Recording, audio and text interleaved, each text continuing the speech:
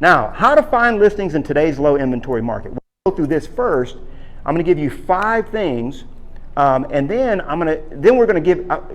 This one I'm going to give you. By the way, this is a brand new material. You know what I'm teaching. I put this together last night from just years of experience and all the stuff that I've done. The best material. If I just had like an hour to spend with you guys, what would I teach? And this is what it is. So we're going to teach about how to get listings in low inventory first, and then we're going to get into 5 things that you never want to forget if you want to be a master. Is that okay? All right.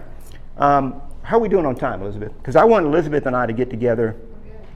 We're good? Till 11:40. Okay, cool. We're good. We're good. All right. Has it been good so far? Yeah. It's like, is he ever going to get to the topic? Is he ever going to teach us something? Yes, I am. So focus on the 3 lead buckets. Okay, write that down in your notes. Focus on the 3 lead buckets. Ooh, that tastes good. I'll take a slice of lemon, Thomas, when you get a chance. Okay, I'm good.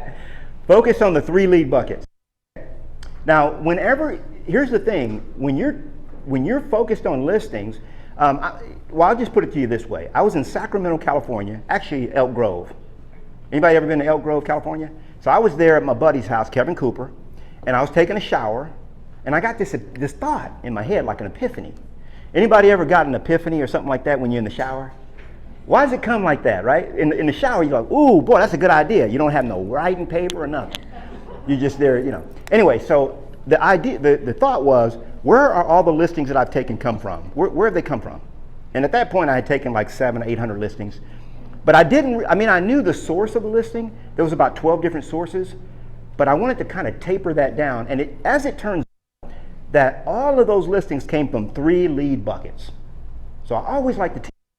That's good news because you don't have to search hither and yonder and up and down and all around. It doesn't have to be a mystery to you how to get listings. It's easy. All right, new affirmation. I choose to make it fun and easy. Say that. I choose to make it fun and easy. Say it like you mean it. I choose to make it fun and easy. That's a choice. This game is fun. Boy, I'm telling you, this is a fun game. Anybody having fun? Huh? That's what EXP is about, making real estate fun again. Okay? So the 3 lead buckets are these: your sphere of influence, your farm, and your niche. Okay? You will hardly find any listings from any other source in those 3. Okay? It's easy. It's simple. I like it simple. And your sphere of influence, by the way, according to National Association of Realtors, 70% of the listings that you take are going to come from someone within your sphere. Okay, a friend of a friend, or a referral, or a church member, something like that, right? That's 70%. So farm and niche accounts for how much? What percentage? Huh? 30%. Why are you spending all your money marketing to strangers? Does it make any sense? Knolly, can I buy some leads? Where do I buy leads at? I've never bought leads. I don't buy leads. Like we learned on Friday, you teach a man to fish. No, you give a man a fish, you teach him, you feed him for a day. You teach a man to fish, you'll feed him for a lifetime. If you teach a man to fish, you'll feed generations, right? So this is all stuff that you guys are going to go back and share with your group and other agents that are coming up. From these 3 buckets, you get all of them. So how do you do it? I'm going to give you a simple plan for every single one of these buckets. Is that okay? All right? Would that be okay with you guys to have a simple plan? You want a hard plan? Not only make it difficult and hard. You know who likes it difficult and hard? Your ego. Your ego wants to say, man, we did blood, sweat, and tears. Boy, I grind, I hustle. I don't hustle and grind. Everything comes to me easily and effortlessly. I remember my dad used to tell me, he said, boy, don't you know that the hardest workers in this world make the least amount of money? I've been studying success for over 30 years. I'm a student of success, okay? And the ones that, like the guy that is flipping the burgers and fries, does he make the most money? The guy that's doing that, do they make the most money? But the one that owns 13 McDonald's, they probably make pretty good money. You see what I'm saying? And they probably don't have to work that hard. So you're going to have a monthly e-newsletter It has to be set it and forget it. Okay? I happen to, years ago I created More Souls, which is a program that I use. It's like $5 a month for the newsletter, but I don't care what you use. But just make sure that you're not doing anything. Okay? Because if it's on your plate, what happens? It won't get done. I have to have it off your plate in order for you to succeed at it. Okay? Now you guys do a lot of stuff. I'm not, I'm talking to myself because I'm a realtor too. But you want it to be set it and forget it. So that's 12 touches. A quarterly mailing, which is a postcard. When you do your postcard, you make one postcard. Okay, and I got a lot of videos on this and training. The book has a lot of information on this. But you create your postcard and you send out the same postcard 4 times. Okay, for that year. Next year you can make a new one. But Knolly, I want to have a spring and a summer post. No, we're not doing that. Because you won't do it. It'll be June or July, and then you're like, okay, I'll do it next month. Now it's fall, you see? This is consistency, guys. Okay? And then a semi-annual call to 200. This assumes that you have a database, okay? If you do that, that's an 18-touch system. If you want to, you can put a Christmas card or a New Year's card. I like New Year's better because if a person gets, by the way, snail mail is back. I use it, but I like New Year's cards better because they're not surrounded by a lot of other mail. So that's the sphere of influence. Any questions on this plan? If you touch somebody 8 times, ever forget who you are? No. Okay? So, and by the way, this only takes a few hours a week to implement this plan. Okay? Stop making it so difficult. We're going to talk in a minute about, but Knolly, nobody wants to list right now. There's a lot of inventory out there. You guys just aren't going and getting it. Okay? We're going to talk about that. Now, geographic farming, very, very important. And I teach how to geographic farm in the book as well. A geographic farm is 500 or more homes. Okay, I like it to have a 7% or better turn. Okay, turn rate. That means the neighborhood will turn about 7%. If it's 1,000 houses, that means that how many will sell that year? 70, exactly. Who's that with all the answers? Move him to the front of the class.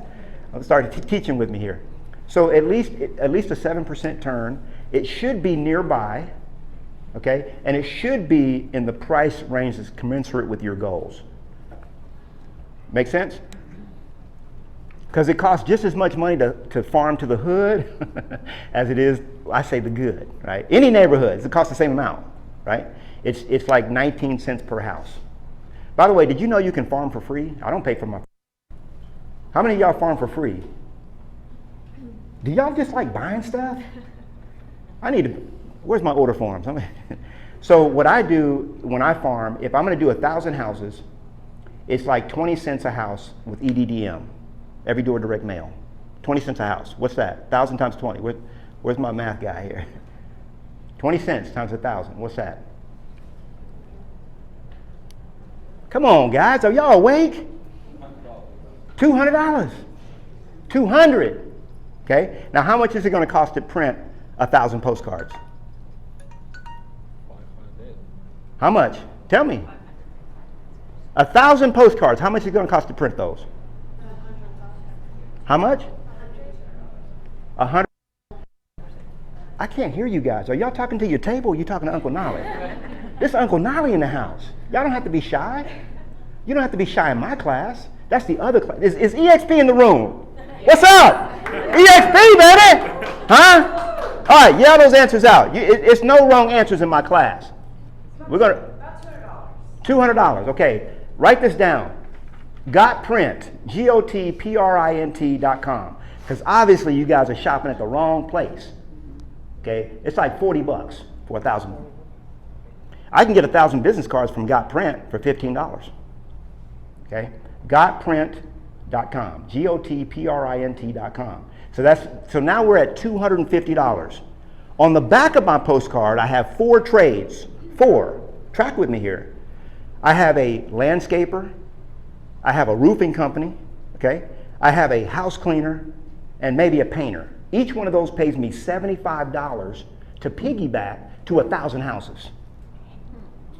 You want to go to 1,000 houses that are all worth 600 to 800,000? Oh yeah, I want to be on that.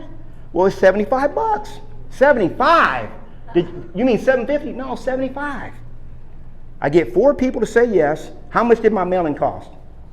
Nothing. I made money. You guys got to get with the game. What game are y'all playing? Are y'all playing the winning game or the struggling game? I tried hard. I didn't like it. I tried broke. Anybody tried broke? I didn't like it. I like money, y'all. I like it. It's okay, right? Well, the love of money, right?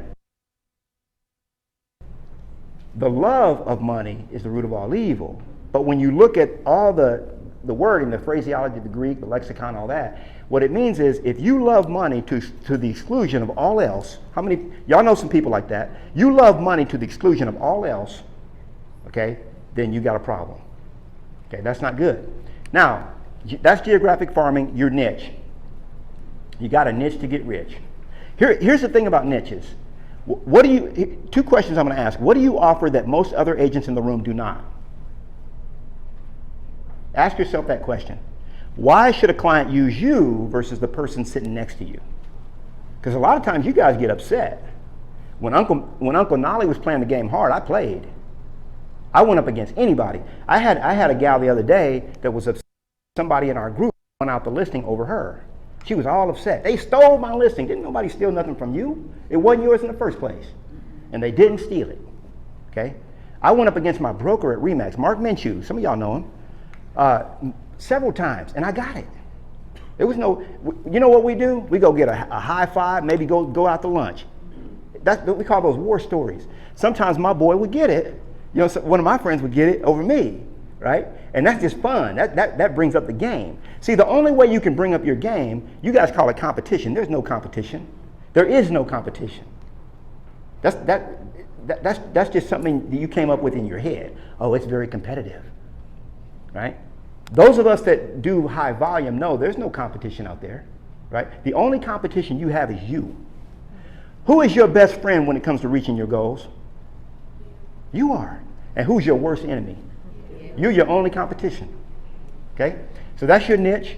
And if you put all those together, I didn't show you a screen on that, but if you put all these together and let's say you wanted to do 10 deals like I was doing, you would do like 6 from your sphere of influence, maybe 2 from your farm, and another 2 from your niche. Okay? It's not like you're getting everything from one bucket. Now, some people only work with their sphere of influence, and they make a good living. Okay, that's like the Buffini method, right? So there's nothing wrong with just focusing on that only. Make sense? But you can rock some of these others. So getting into this, 8 listing sources in a low inventory market. I want to share those with you. By the way, if the listing market the inventory is low right now, I love it.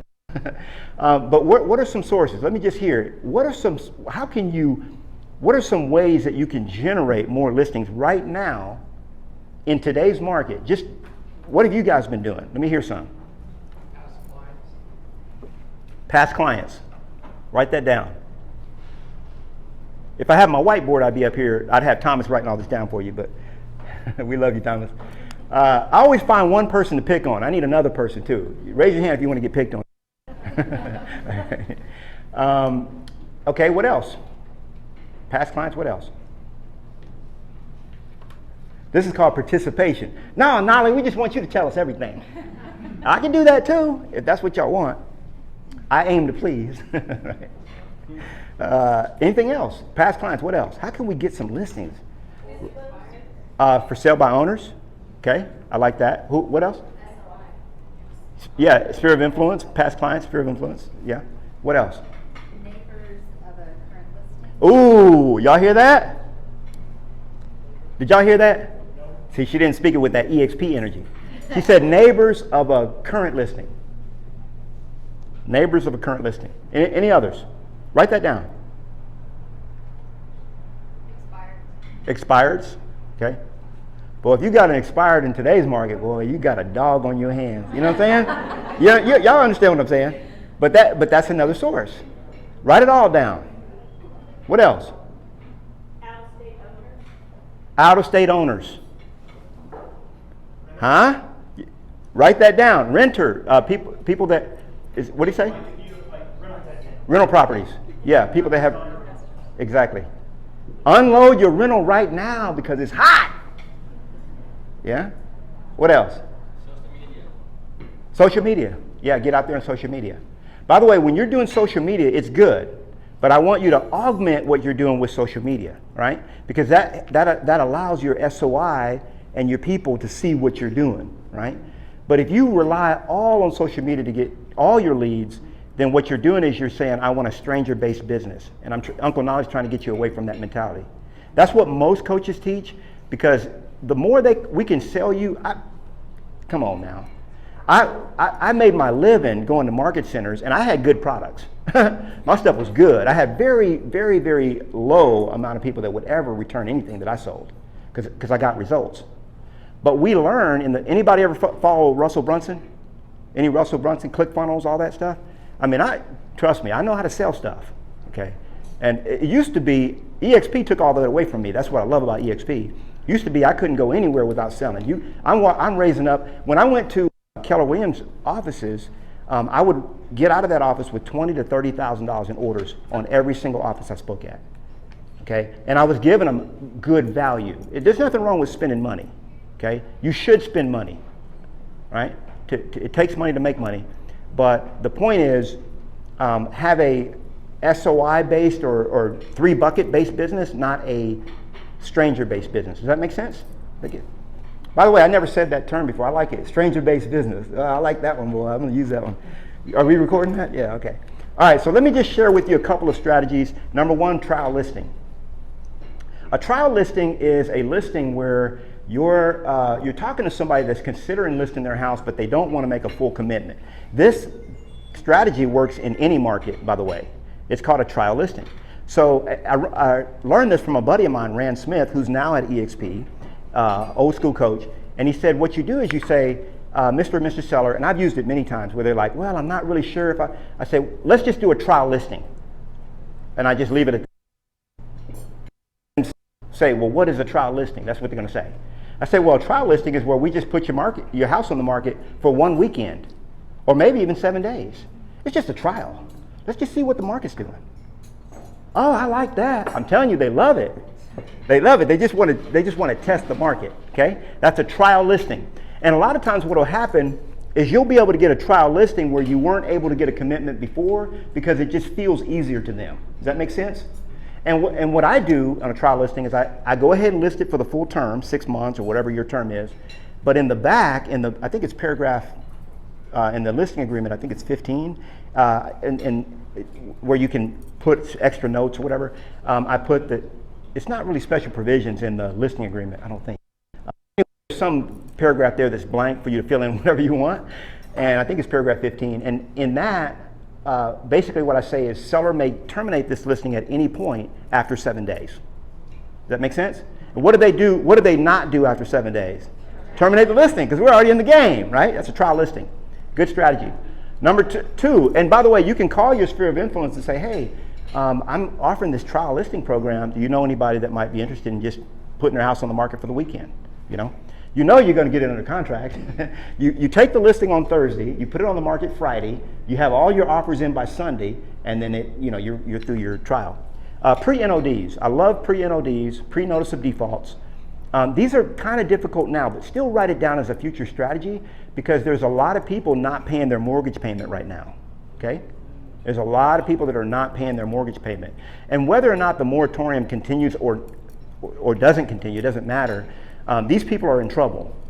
Okay? The good thing is that their equity continues to grow, in theory. So they're not short sales, okay? But they still probably need to do something.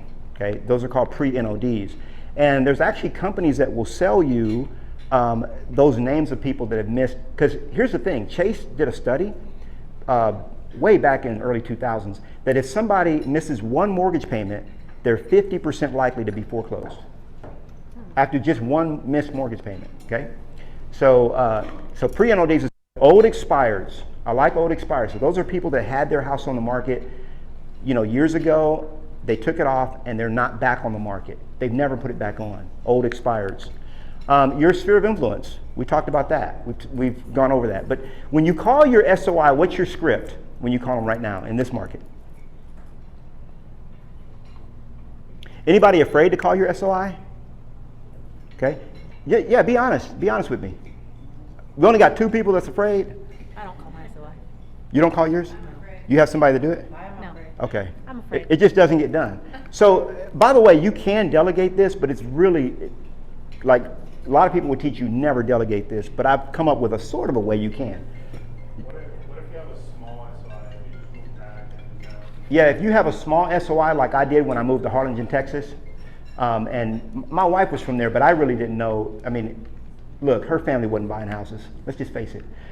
So if you have a small SOI, I actually have several videos where I teach you how to build your list. So what you're going to want to do is you're going to want to start with niche and farming, okay?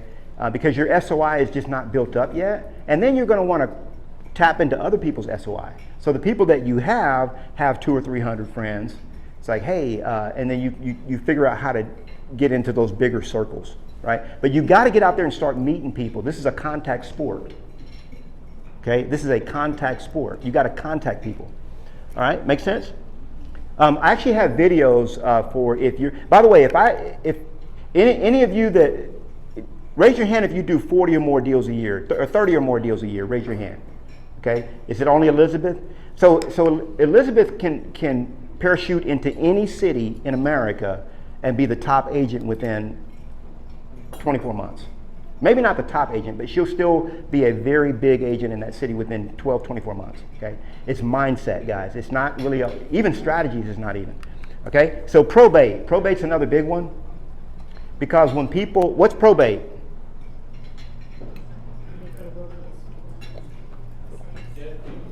They're dead people. They dead. They're dead, y'all, right?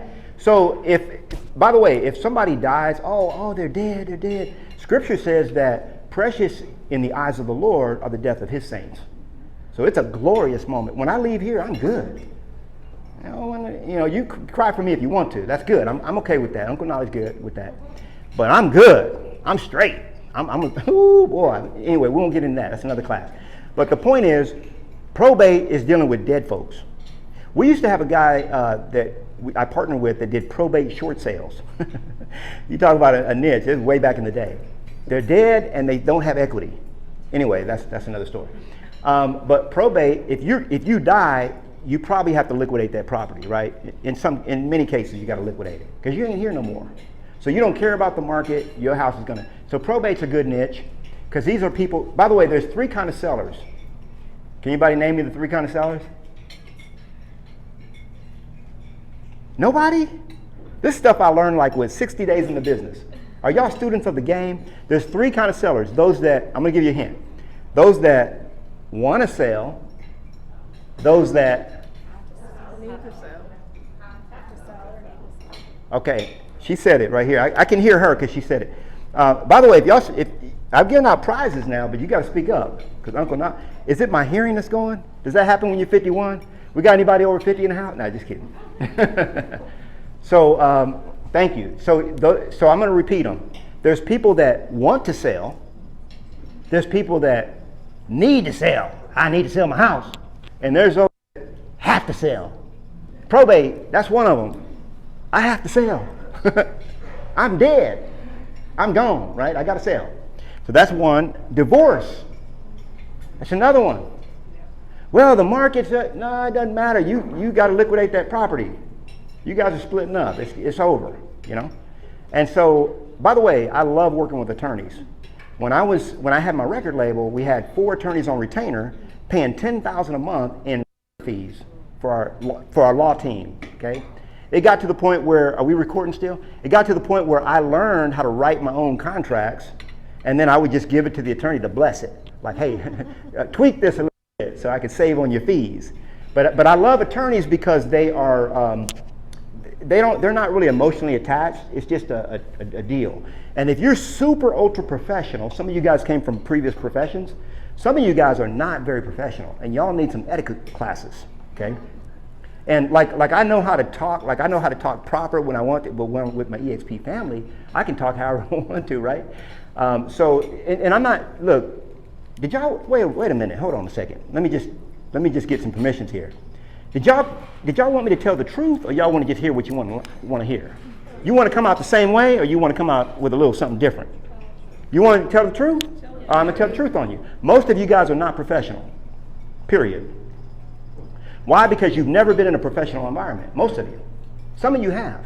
You know what? One of the first things I ask a realtor when I'm interviewing or putting them on the team or whatever it might be, I say, what'd you do before real estate? And they'll tell me, well, I did this or that, whatever. Okay? That tells me their level of professionalism, because this industry does not teach you how to be professional. The code of ethics doesn't teach you that. You know, can you imagine learning how to be ethical? that's pretty cool, but that's interesting. So number 7, circle prospecting. Somebody over here was saying, you mentioned, what's your name? Lisa. Lisa mentioned circle prospecting earlier. Okay, what is circle prospecting?